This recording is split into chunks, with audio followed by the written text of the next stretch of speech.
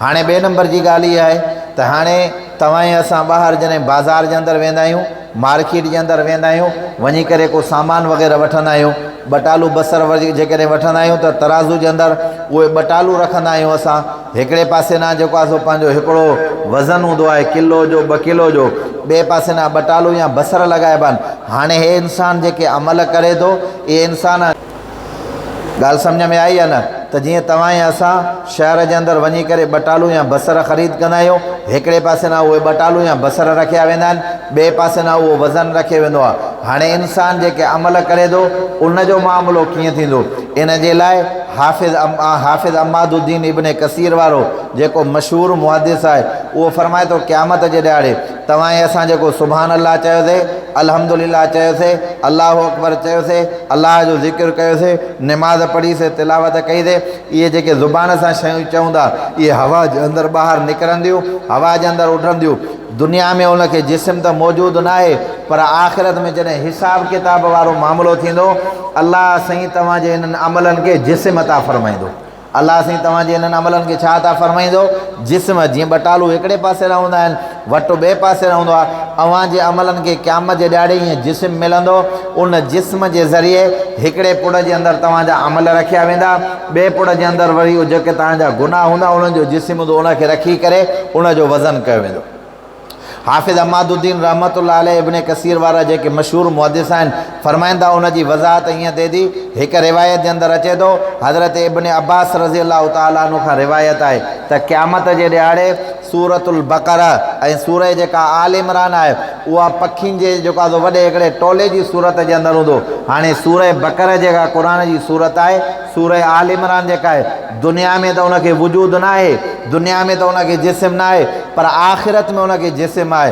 त जहिड़े नमूने सां हिन जो दुनिया में वजूदु ऐं जिस्म न आहे, आख़िरत में हिन जो जिस्म आहे, त अव्हांजा जेके नेक अमल ऐं बद अमल हूंदा उनजो वजूदु दुनिया में न आहे, पर आख़िरत में उनजो वजूदु हूंदो। या हदीस पाक जे अंदरि अचे थो, जॾहिं हिकिड़ो क़ुर जो हाफ़िज़ वफ़ात करे वेंदो आहे, उनजे वफ़ात करे वञण खां बाद में जॾहिं उहो इंसानु क़बर जे अंदरि पहुचंदो आहे, किथे पहुचंदो आहे बाबा? क़बर जे अंदरि पहुचंदो आहे, त उहो जेको क़ुर मजीद आहे हसीनो जमील ख़ूबसूरत इंसान जी सूरत जे अंदरि शकल जे अंदरि अची करे बीहंदो आहे।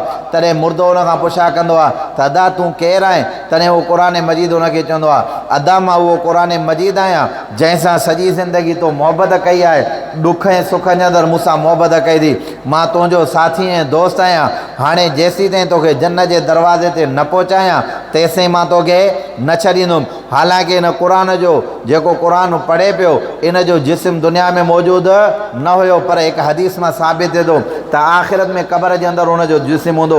या हज़रत बर्रा बिन आज़िब रज़ी अल्लाह ताला अन्हु जी रिवायत आहे, हज़रत बर्रा बिन आज़िब रज़ी अल्लाह ताला अन्हु फ़रमाईंदा, इंसान जॾहिं वफ़ात करे क़बर में पहुचंदो आहे, पोइ जेके उनजा नेक अमल हूंदा हसीनो जमील ख़ूबसूरत इंसान जी सूरत में अची करे बीहंदा, चवंदो ए नेक बख़्त इंसान तूं केरु आहे? मां त तोखे सुञाणिया नथो, दुनिया में तोखे कॾहिं ॾिठो न आहे।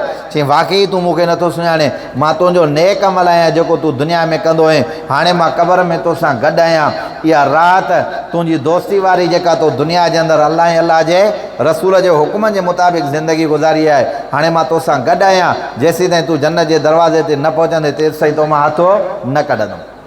पोइ दुनिया में हिनजो वजूदु त न हुयो, हिनजो जिस्म न हुयो, पर आख़िर आलम बरज़ख जे अंदरि उनजो वजूदु साबित आहे, आख़िरत जे अंदरि उनजो वजूदु साबित आहे। त अल्लामा हाफ़िज़ अमादुद्दीन रहमतुल्लाह अलैह इब्न कसीर वारा फ़रमाईंदा त जहिड़े नमूने सां इन्हनि शयुनि जो वजूदु दुनिया में न आहे, आख़िरत में हिन जो वजूदु आहे, अहिड़े नमूने सां तव्हांजे नेक अमल जेके आहिनि उन्हनि खे हिकिड़ो जिस्म ॾिनो वेंदो, उन जिस्म जे ज़रिए तव्हां असांजा जेके नेक अमल ऐं बद अमल हूंदा उहे तोड़िया वेंदा। ॻाल्हि सम्झ में आई आहे न? किन उलमा इकराम फ़रमायो आहे त न, जेको माण्हू पाण हूंदो न, इंसानु पाण जेको हूंदो उनखे खणी करे पुड़ जे अंदरि विधो वेंदो।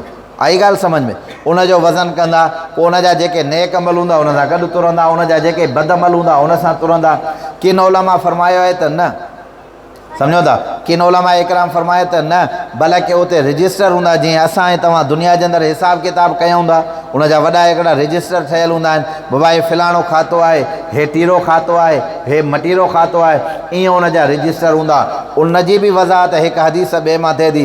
रसूलुल्लाह सल्लल्लाहु अलैहि वसल्लम जो हिकिड़ो सहाबी आहे, पैगम्बर सल्लल्लाहु अलैहि वसल्लम जो सहाबी फरमाए थो, हिकिड़ो माण्हू हूंदो, उनजा 99 रजिस्टर गुनाह जा हूंदा। घणा रजिस्टर हुनजा हूंदा बाबा? गुनाह जा 99 रजिस्टर भरियल हूंदा। हाणे उहो माण्हू सफ़ा नाउमीद थी वेंदो, तॾहिं अल्लाह ताला ऐलान फरमाईंदो, तोसां नाइंसाफ़ी न थींदी। जीअं क़ुर मजीद में अल्लाह ताला फरमायो आहे, फला तुज़लमु नफ़्सुन शैया, कंहिं बि नफ़्स जे मथां कंहिं बि क़िस्म जो को बि ज़ुल्म ऐं ज़्यादती न थींदी। हिकिड़ी पर्ची हूंदी, उहा पर्ची खणी करे उनजे नाम अमाल जे अंदरि विधी वेंदी। हिकिड़े पुड़ जे अंदरि 99 गुनाहनि जा रजिस्टर भरियल, ॿिए पुड़ जे अंदरि हिकिड़ी जॾहिं पर्ची विधी वेंदी, त उहो हिकिड़ी पर्ची जे करे वज़नदार अची करे पुड़ बीहंदो। हुनजो अकुल हैरान थी वेंदो ॾिसंदो त छा आहे। जॾहिं पर्ची खोले करे ॾिसंदो, उन में लिखियलु हूंदो, ला इलाहा इल्लल्लाह मुहम्मदुर रसूलुल्लाह सल्लल्लाहु अलैहि वसल्लम। ऐलान थींदो, हिकु वक़्त जे अंदरि तो इहो कलमो पढ़ियो, तुंहिंजे अखियुनि मां जेके ॻोढ़ा वही आया, रब तुंहिंजे इन ॻोढ़े ऐं तुंहिंजे इन कलमे खे क़ाबिल क़बूल फरमायो आहे। हीउ 99 रजिस्टर कुझु बि न आहिनि, अल्लाह ताला तुंहिंजे लाइ जन्नत जो मामिलो करे छॾियो आहे। ॻाल्हि सम्झ में आई आहे न? इन मां मालूम थियो त रजिस्टर हूंदा। किन रिवायतुनि में अचे थो त न, इंसान खे पाण खे तोड़ियो वेंदो। उनजी बि वज़ाहत हिकु हदीस मां थिए थी। हज़रत अब्दुल्ला बिन मसूद रज़ी अल्लाह ताला नबी अलैहिस्सलातु वस्सलाम जो सहाबी आहे। जॾहिं वञे पियो, हुन जूं पिनियूं बिल्कुलु सफ़ा सनी हुयूं। त हिकिड़ो सहाबी हज़रत अब्दुल्ला बिन मसूद जी पिनियुनि खे ॾिसी करे थोरो मुस्कुरायो, चए पिनियुनि में त को बि हाल न आहे, को माण्हू थुल्हो हूंदो आहे, को माण्हू सनो हूंदो आहे। त हुज़ूर सल्लल्लाहु अलैहि वसल्लम फरमायो, अब्दुल्ला बिन मसूद जी पिनियुनि ॾे गौर न कर, नज़र न कर। अल्लाह साईं क़यामत जे ॾियारे इनखे ओहद जबल खां वधीक वज़नी बणाईंदो। क़यामत जे ॾियारे छा कंदो? ओहद जबल खां वधीक वज़नी बणाईंदो।